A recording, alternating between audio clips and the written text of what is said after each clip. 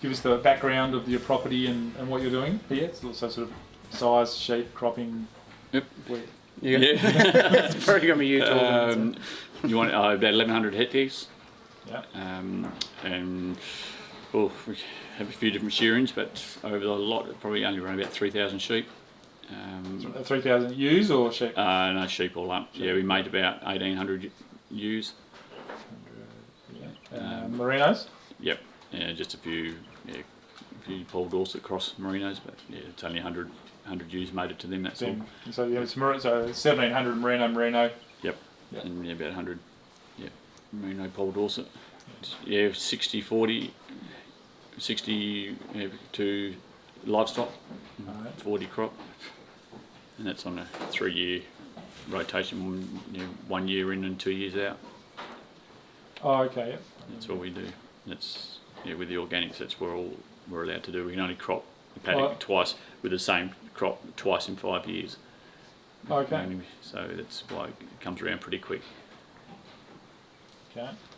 And so you're certified organic? Yep. How long has that been for? 91. Oh, a long time. Yep. Is that Australian, WA? NASA. NASA. Yep. They'll come and do an audit on us. Yeah, we've actually got it next week. Once a year they'll come and audit, and they'll do. They'll just drop by every now and then. They'll just drop in just to have a look. Just to spot check type things. Keep an eye on you. See, just unannounced audit they call it. Unannounced. Yep.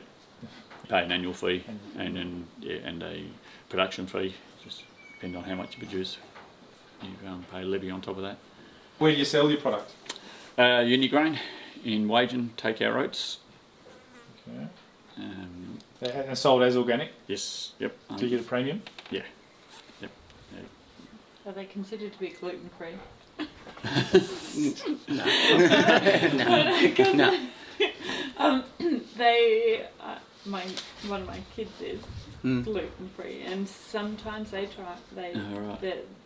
say that organic oats are more gluten free. Won't be any different. Yeah, it'll be the same. Than a normal, and I No. don't understand it. You know. But maybe in the future, my partner's, she's gluten free as well. Oh, okay. So maybe looking at variety. Yeah, something. whether oats or Yeah. something else like that. Yeah. Did you try spelt? Did once. What are we now? Would have been back in 95, 96 probably. Yep. It didn't. It yielded alright, but we only had a little bit we tried, and it was getting it processed and finding a market for it. But it's we've just been talking about evaluating the last couple of days actually, and that's one that came up that I thought would be interesting to have another look at. Because it's quite popular now. Yeah, there's a lot of stuff like that. It's a case of growing it and learning how to grow it. And, it's very long. We tried it. It's a very long season. Yeah. I think we were harvesting in January. No, All right. like incredibly long. Yeah. So what varieties of oats? Bannister and Carola. So just standard varieties. Yep. Yeah. We did have a Euro, which was a cross between Mortlock and Echidna. But, but it started to revert back to the Mortlock, I think, so it lost its vigour. So we threw that out last year. Do you grow oats or anything else? No. Just oats? Just oats, yeah. And that's purely financial. The market's good premium, easy to grow. Do you mind saying, not the amount, just what sort of percent premium you get above the standard? It's over 50%. Oh, okay. Yep. Oh, sorry, 100%. No, 100%, over 100%. Oh, $705 we get. Shit, okay. Yeah, delivered to Wagen. 120% or something. Yeah. Oh, that's big money, isn't it? Yeah. And the yields you target? I'd like to be able to say we can get 2.5 tonne to the hectare, but if we're sort of 1.4, 1.5, we're probably doing all right. So I mean that's why we've got to get a good premium to justify it. And again we can grow 3.5 tonne crops, but you average it out and it comes back pretty quick. You know, you can have a 0.7 tonne crop too, easy enough. Oh yeah, okay. So so you work up, work back. Yep. Yeah, rip it up, work it up, and then leave it for depending on how late in the season and what the weather looks. Ideally, you'd leave it 10 days, 2 weeks. To get another germination in between. And then hit it again, and then again, if you had time, you'd leave it for another 10 days, 2 weeks, and then seed it, and you hit it. You knock the germination again. But then again, we've got sheep, and I like the ground cover, so it doesn't really worry me too much if we do get a few weeds. It's always something for the sheep and something to keep things going. Seeding rate? 90 kilos to the hectare. You don't go higher than that for. No, we probably try. We'll probably try and go a bit higher. Okay. I thought that'd help with your weed, like. Yeah, it probably does. Yeah, but then you canopy closure quicker. Yeah, but the plants takes a long time to get going. Just it doesn't get that vigor early on, unless you get an early start like this. Yeah. Okay. And then you get to the end of the year and you've got a plant that struggles. You know, they're all trying to compete for the same amount of moisture and fertiliser. So it's and my dad's been very old school, and he was half those rates, and it's taken a while to get him back up there. But it's something we'll probably play around with a bit. No, this year we probably could have gone a little bit more. Yeah. But you never know. Hindsight's always good. Yeah. Fertiliser. Yep. What do you know that? So, guano on it. Yeah. And what was it, potash as well, wasn't it? Yep. Potassium humates. Potassium humates and. So you can use rock phosphates. Yep. Well, that's what the guano is. It's a rock phosphate, basically. What's it called? Guano. It's a guano gold is what it's called. Comes from Kismet International over Queensland. We get it from. Have you know the Triforte cropping down at Tennyson? No. You haven't tried? Never heard? The Western Minerals. Yeah. You ever tried any of their stuff? Yeah, we've had tried it over the years, but just didn't seem to have the punch. This guano gold that we've got's got a lot more sulphur in it, and I think the sulphur helps react and get things to move a bit more. Yeah. I've had a bit to do. We actually got some potassium sulphate of potash from this year to try from Western Minerals, but we used to get some from Western Minerals probably 15 years ago. Used to get a bit, but.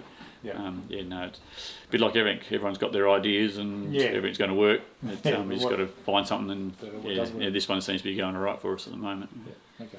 But so you can use sulphate of potash. Yep. But you're not muriate potash. Not muriate. Yep. Sulphate of potash. Yeah. And then we'll put sometimes a fish emulsion spray on down the track. And your nitrogen, where's that? What falls out of the sky? Yeah. Okay. Yep. That's basically the only one we've got. Oh. Yeah, we've had. I don't know if you know John Partridge. Yeah. He was from Wasian. No, different ones. No, we worked with Western Minerals, and he used to come here a bit, and he'd come in springtime, and he'd have a look, and he said, how much potash or how much nitrogen you put on that? And we said, well, you haven't got anything. And he said, I've just been up to a guy at Williams who's put 60 kilos on. He said his crop doesn't look anywhere as green as what that is. Okay. And you look at the sugar levels, and it's there. It comes through, but we are relying on the natural nitrogen to get it there. So does that look like your microbe levels in the soil? Sorry? Like, is it to do? Yeah, it probably is. Yeah, it looks like how you sort of what the plants feed the sugars to the microbes who return to give the plants the nitrogen, the phosphorus back. Yeah. And the microbes die and they feed on each other, and it creates a cycle. Is that organic matter, isn't it? In that top layer of it, and that's sort of what was that field day out there? That was all talking about all the microbes and stuff in there. Yeah. Do you measure your microbes in the soil? No. But something we want to probably look at. Yeah. And again, it's probably cost prohibitive again at the moment. But once that gets going a bit more, it'll probably be better. Yeah. So your organic carbon or organic matter levels, do you know them? Oh, no, not off the top of my head. No. Above the average. Yeah. We'll do just a normal pasture test, and do 1 or 2 tests a year. That's all. Yeah. I mean, because yes, it's just interesting to know what's going on. But when we come down to what our fertiliser program is going to be, it's going to be basically the same. So, we can test everything, and then we say, all right, we're just going to do the same as what we did last year. So it's not like we can manipulate it all very much. So we probably should do more testing, but it's more interest sake because we can't do much about it. We probably can. You probably can go put in more potash and trace elements if we followed up a bit more than what we do. Now, I know our carbon levels and organic levels are quite high. Yeah. Okay. So essentially, you got your guano gold, fish emulsion, and then you're just relying on your natural system to grow. Yeah. Okay. And then when you're harvesting, is that using stubble retention? Yeah. Oh, because then it goes back into pasture. Yep. So it's just left a stubble, and quite surprising. The last couple of years, the stubbles have broken down really well. I don't know what it is, but seem to break down better in the last 3 years than what they have done previously. Okay. So whether the soil's finally starting to come alive and Whatever's in there sort of breaking it down better. faster. Yeah, we went for a few years without having a lot of fertiliser because it just got disenchanted with what we were getting and what it was doing. Yeah. And now we're sort of putting a bit more back in than what we used to. So And then obviously when you've got the sheep on the stubble, when they're dropping the natural fertiliser on back as in. well. Yeah. You rotational grazing or set stock? We rotational graze now if we can. Just depends. When we lambing, we don't generally. We just don't like moving when they're lambing. So when do you? So I'll So when do you lamb? June, July. June, July. Yep. Do you confinement feed? No. So so rotational graze. So you sort of rotational graze when you can, apart from when. Yeah. So hopefully from now on, every 2 weeks we'll just move them, rotate them probably only between a couple of paddocks. That's all we'll do. And lambing percentages you target? Target 100. But no, what do we get this year? About 85. Yeah. Yeah. 85, which is probably about what we've had for the last few years. Yeah, we normally average around that. Yeah. Normally have 10% that don't get in lamb, and then you lose a few more again after that. Yeah. Do you scan? Yep. And so sell your dries? Yep. Well, maidens and 1 or 2 years, but after that, just get rid of them. So it's 85% on joined? Yep. That's your merinos are self-replacing and don't join maidens? Maidens, not lambs. No, not they have to have a year off. Year off, yep. 18 months before. 18 months before that. Yeah. Before they join. Yeah. Or hoggers, sorry, is the word? Don't join hoggers. No. Yeah. Where do you sit within your landscape? You high up, middle? Do you get other people's salt issues? So high up. So you get creek start on your farm. Generally, yeah. It runs down to creek lines. But we're probably high up in up here. It's just always good to be high in the landscape. It is, yeah. We do have a block which is lower in the landscape, and it does pose a few different problems. Yeah. But so then how do you go? Water line. I guess. So if we go to sort of focus on your creek lines or where the water flows, do you do side of the creek bed management? Parts of it have. Yeah. So planting trees. We've done a lot of that especially back in the 90s. My parents did a lot of, parents organised it. I did a lot of planting trees. Now focus in the creek lines. Creek lines, which is not the ideal, not where you're supposed to do it. Obviously, you're supposed to do it up on the hills, but it's a bit hard to put trees in your good, in your good country. But, we put in some saltbush 2 years ago. And it's for grazing? As a supplementary feed or just to... Well, obviously both. But it was on low barley grass type country. Yeah, just to get something. Yeah, well, we only grazed it last year. It seems to be Well, sheep love it. Yeah. Yeah, We've got a pretty good strike rate, and we only grazed it once, so it'd be interesting this year to see how they come back. Yeah, because they say that you should be able to get them in at least once every 6 months or something. Yeah. And was that as wide enough to seed a pasture in between, or no. quite? Yeah, just tractor width. Perennials? No perennials. No. Always a weed problem was always the problem with that. Trying to get with them competing just with the annual grasses. And getting it set up was thing. We did try Cadiz years ago, but it just wasn't successful. Okay. So your pastures, what are they mainly made up of? Clover, ryegrass. What else got in there? K-weed. Yep. K-weed, corkscrew, geranium, all that sort of stuff. Yeah, barley grass, spear grass. Yeah, so there's a good diversity. Yep. A lot of capeweed this year, but sheep did alright. I don't know. It seemed to come through alright for some reason. Right balance. Something was right. Yeah. Well, capeweed seems to give you good early feed, and then Oh, and that dies off, and then your ryegrass and clovers pick up in the spring. Yeah, yeah. So no, plenty of ryegrass around this year. And, Fair bit of clover as well, really. yeah, it's surprising what has come back. That's good. Can you do any spraying? No. Isn't it? There are organic farmers. There is Slasher. There is a slasher that's just coming out. Mum's played around with it a bit, just around the house and yard, just to see what it's like. And I think it is expensive, but it's going to be something that we'll have to have a look at and see if it's cost effective to use and do. Is that the one that they sell in Bunnings? Could be. Yeah. So there's a weed. There's a broad strike weed killer they sell that's not glyphosate. Yeah, that could be it. Yeah. Could be it whether I've It's an acid, isn't it? Yeah, I think it is. Yeah. Yeah. Well, I've sprayed.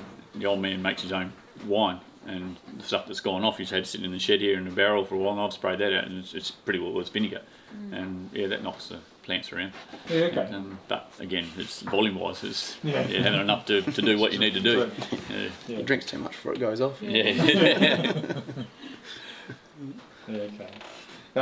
So, and how long has the family, or how long have you owned this place for? Oh, my grandfather took it up. No, it was the 1900s before he took it up. In the 1920s, I think, when he took it up. See yourself as a landscape manager that manages sheep and cropping inside that, or a sheep and cropping man who has manages them and has a landscape? Have you ever thought about that? No, I haven't thought about it that way. No. The reason I ask is that regen farmers think they're landscape managers who happen to have sheep and cropping or cattle on top of it. Right. And believe that if you look after your landscape, they'll do better. Some people manage could be a combination of both. Or Yeah, sort of integrated into both, I suppose. You do really, yeah. Sort of integrate the landscape in to help with the livestock and the crop. Yeah. But I guess your main priority is the livestock and crop, isn't it? Yeah. Really. And you got to do that to help the landscape. But then you do the landscape, to help that. So it's sort of both ways, I suppose. You certainly got to keep your landscape functioning to keep its productivity. Yeah, I think you're probably right. I mean, there are people that are purely looking after the land, and then they've got the sheep there, or the livestock the sideline, and other guys are just looking after their sheep. And, not too fussed about not too fussed about the land. I mean, you guys obviously still have quite a lot of trees and old trees and stuff on the block, so but that lot's not fenced. Do you fence any of the stuff that's within? No, we have got mum's little reserve block, which is about 5 acres, a couple of hectares, which is just, we haven't had sheep on for as long as I can remember. So no, we don't actually fence the ridges off and stuff. No, it's one of those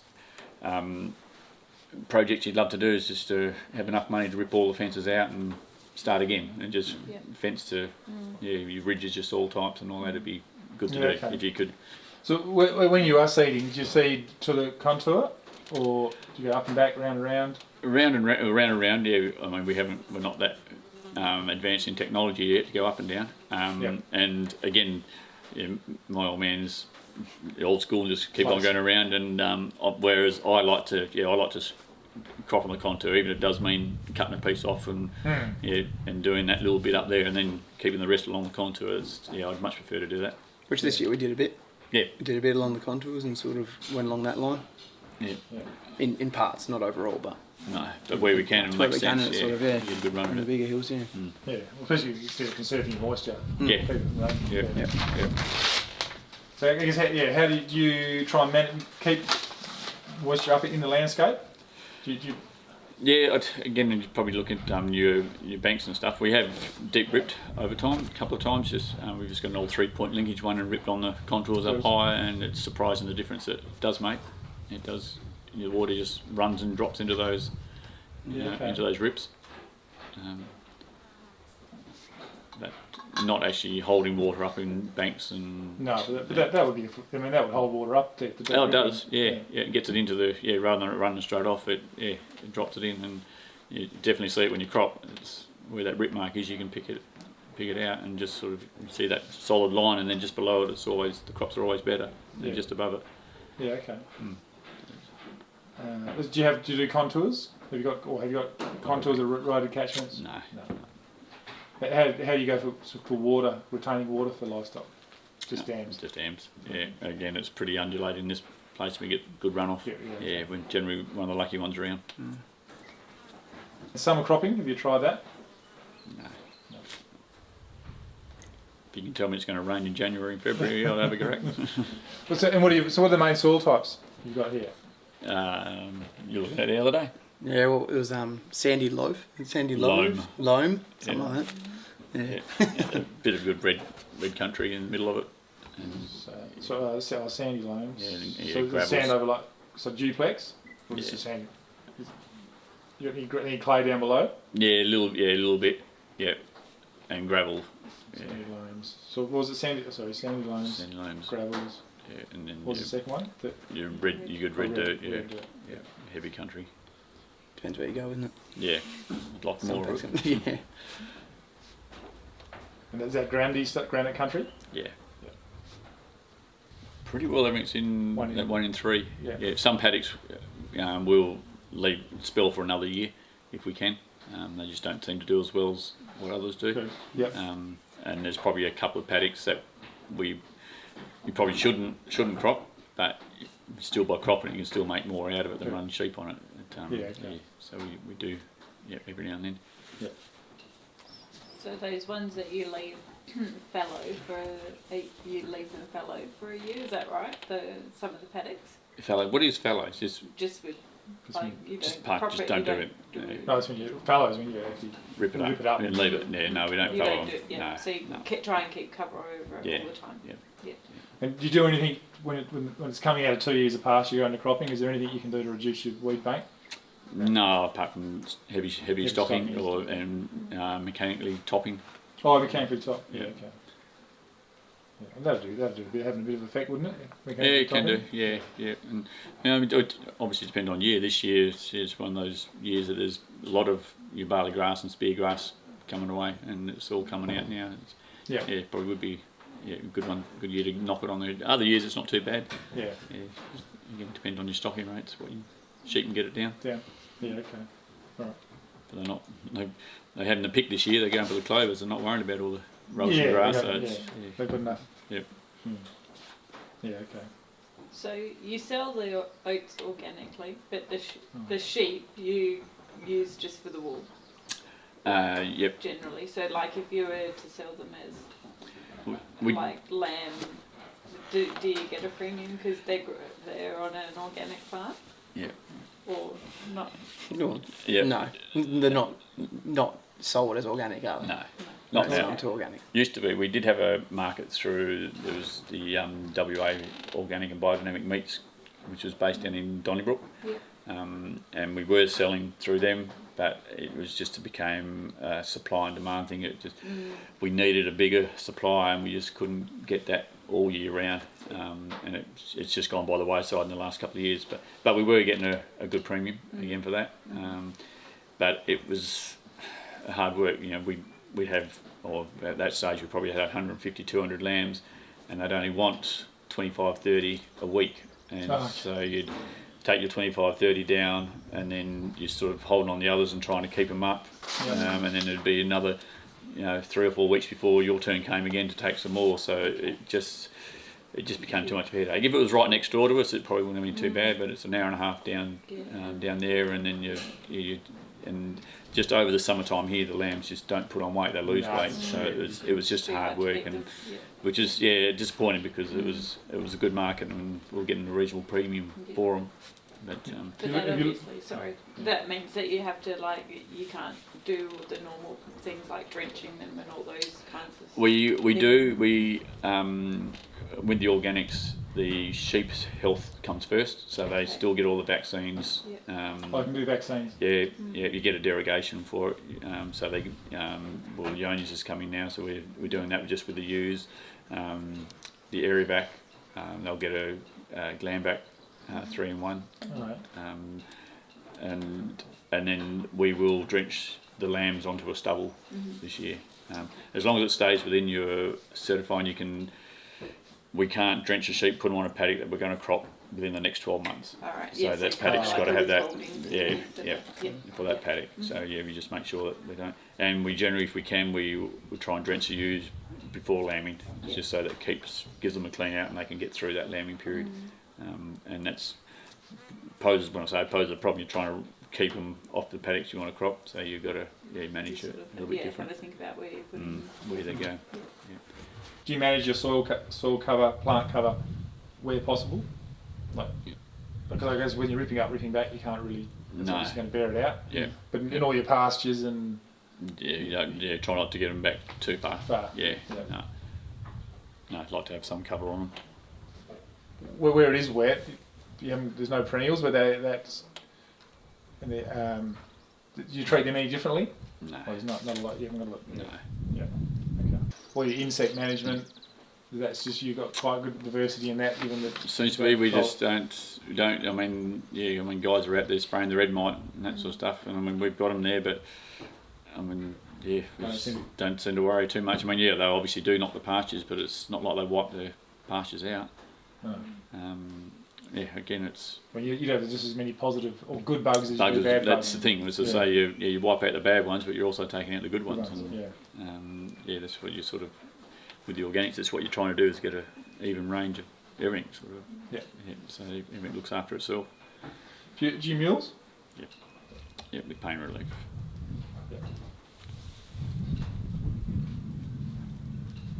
And can you sell your wool as organic?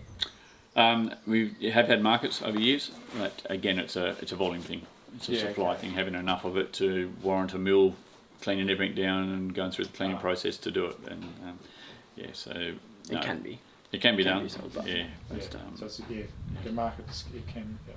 I mean, going back in the 90s again, we were getting a 40% premium back in the 90s, but we sold it to a Zahul, I can't remember her surname, a fashion designer, a girl in Perth, who's all sustainable practices, and we're selling some to her for a while, but she sort of became too hard again to keep too much wool for her, so so we don't do that anymore.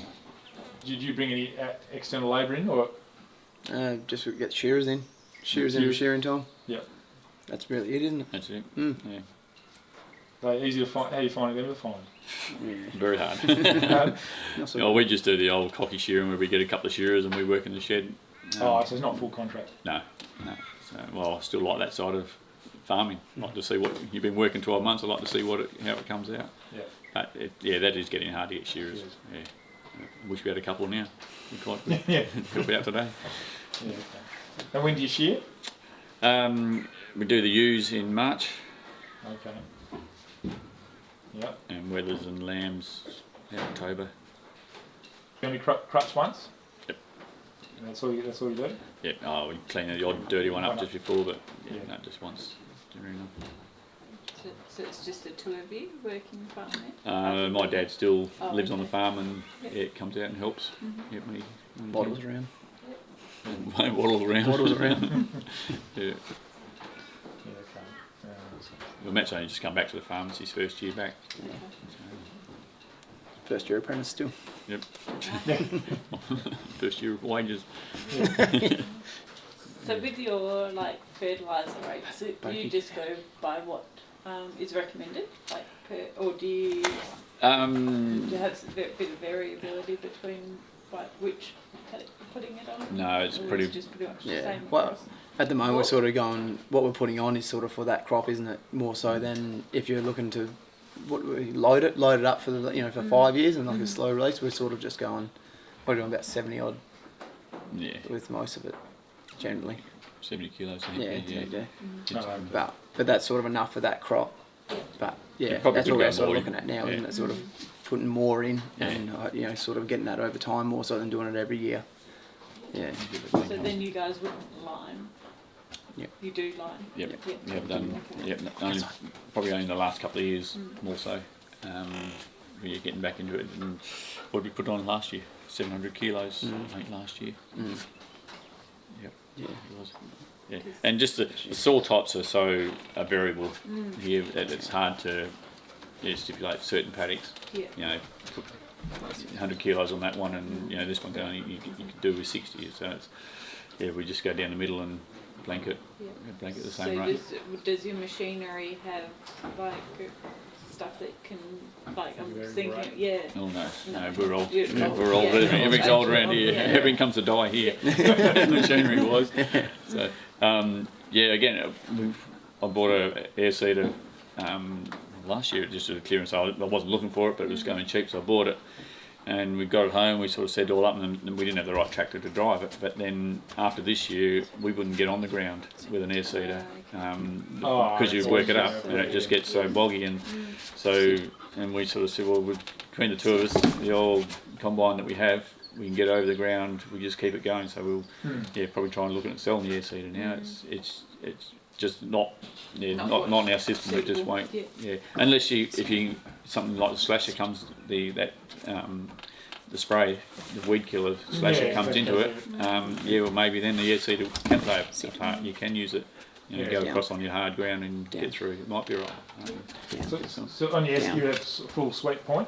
No, it's just knife points. It's not knife points that's seeding, but and then when you're ripping up working back, is that scarifying or ploughing? Yes, scarifying. Yeah, I'd like to plough, but it's you end up with 2 wavy paddocks. Yeah, but so it's just that in a cultivator bar to work it back. Yeah. Again, that's you practice as dads in the paddock and out the paddock as soon as you can. Whereas I'd like to pull the revs back a bit and just not hit the soil so hard. Yeah, I mean, and he says, "Oh, you just got to get in and get it done." And I said, "Yeah, but I mean, soil's a living thing, and if someone comes and hits you in the face, if someone hits you hard, it hurts more than if they just give you a tap." And I said, "And the soil's going to be the same. I feel that if you're not shattering it, knocking it around, you're not going to disturb things quite as much if you just take it easy." Yeah. So that's my feeling. I'm just taking it easy. It might take an extra day to get your crop in, but you're not throwing everything around and disturbing everything quite so much. Yeah. But your combine is knife points as well? It's got a full cut on the front, and the seeds. It's got knife points on the seeding boots. Yeah. Okay. And what's spacing? 7 inch. 7 inch. Yeah. And again, I'd like to get it narrow if you could. Down to a 5 inch again, just to get that cover over a whole lot. You can cover quickly. Yeah. Yeah. Okay. Is your supplementary feed sheep? Yep. Is it oats? No, oats is too expensive to feed the sheep. Okay. we actually get pellets back from Unigrain. Oh, okay. Feed them out. Do they have to be organic? No, we get a derogation for them. They do have a premix in it normally, but they take the premix out. So it's not an organic feed. So it's got a derogation. Yeah. So when we had the organic sheep, we were having to keep organic feed for them, and we have hay. So your sheep aren't classified as organic? Not at the moment. We used to have just our Pole Dorset mob. We used to run them. They never used. We didn't used to drench the ewes, and we used to have to watch what we fed fed them to keep them certification. So if you wanted to go back to organic sheep, how long does that take? It'd only be a 12-month thing, I think. I'm only presuming that's all it would be. I'd have to obviously check that all out. Yeah. And have you tried those crimpers? You tried the crimping? No. To kill your weeds? No. Yeah. I mean, but the same. We've talked about cover crops and lupins. If we could grow good lupin crops and crimp them or something like that back into the soil, would be very beneficial. It's green manure. Yeah. It's one of those things we probably need to trial just a little bit. But, I mean, but you know what trials are like. This year it works. Next year it doesn't. Yeah. It all depends on what the season does. But and if you could grow, then you grow a good lupin crop. You want to get the lupins off it. You don't want to knock it over too. Yeah. But it's sacrificing that for the long-term benefit, really. Yeah. And you guys wouldn't be under that pressure that everyone else is on with the prices of the fertiliser coming through now, because you don't. No, supply is probably our biggest thing at the moment. Is that to get it. Yeah. You'd be competing with regen farmers for the fertiliser. For that fertiliser, could be. I'm not sure if that's what they use. Probably do as a base. Yeah. Yep. It's not Nutritech solution. Do that one. No. Kismet Gold, I'm sure. You buy it bulk or in bag? In bags, unfortunately. Yeah. It comes from Queensland. They just it all comes in bulk of bags. I'd like it in bulk. It's a lot easier to handle. But saying that, we mix in the potassium humates, and so we know we've got a 1100 kilo or 1200 kilo bag of that. We know how much potassium humates to put in with it, so and we just mix it all up on the floor of the old fertiliser shed. So but it'd be a lot easier than having to muck around with bulker bags all the time. And it'll probably get there eventually. It's probably just a supply thing, but but he's having trouble just with the shipping to get it in. Oh, now. They containerise it around? I'm not sure where it comes. How he gets it. He has a big depot in Perth, so it must come across in bulker bags, but I'm not sure whether it comes on the ship straight around or whether they truck it across.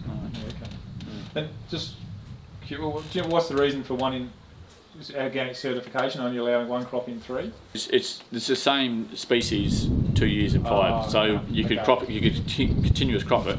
But not the same. Not the same. You couldn't have oats on oats for 5 years. You could have oats and then lupins and then wheat probably. So you could continuous crop it. But just not the same one. No, which you can't do anyway. No, because you fall over. Yeah, and it's I mean I'll stick with the oats because it's just easier to grow and we know we can grow it. That's basically why we've stuck with it. You get the premium for it, whereas you wouldn't necessarily for something. No, I mean they do have a wheat market, but wheat here can get wiped out pretty quick with that, and and I don't think the premium's as good as what we can do better with the oats. Flaxseed, organic flax. Yeah, well they're trialling that around, aren't they? Here as well. So it's just it's a terrible weed competitor. That's all. Yeah, right. Like you need to go knock them right out. Yeah, because they're very. I've got a few growing in the garden, and there's everything else underneath it too. But there again, the organic comes back to you might only get half the yield as a conventional guy, but it depends what your premium is for it. If organic becomes a premium, it comes worth doing. Exactly. And if you have a few weeds, well, that doesn't matter. But, you're still generating the revenue per hectare. Yeah, which is what it's about. That's right. And all that sort of stuff's worth looking at. See what happens. And that biodiversity is good. Yes. That's what I mean. Yes, we are pasture oats and pasture oats, but it would be good to have something that you could integrate into that and change it around. Is there a support network around organic farming, or you sort of? There's a few of us around. Yeah. Cobbler, which is certified organic biodynamic WA, is a group that's just got going. Yeah. Okay. And they're sort of doing a lot more push, and it's trying to bring all the certifying bodies together more so. Whereas over the years it's probably been one lot's wanted to keep to themselves very much and didn't want to share, whereas this is trying to bring everyone together and get that supply and demand thing going. Yeah, you think there'd be huge benefits in sharing that? Yeah, it does. Yeah. And once the powers that be, the older people get it around their head that we've got to work together to get this thing off the ground, it's a lot better. It has got better in the last few years compared to 20 years ago. Yeah, it was very hard back then.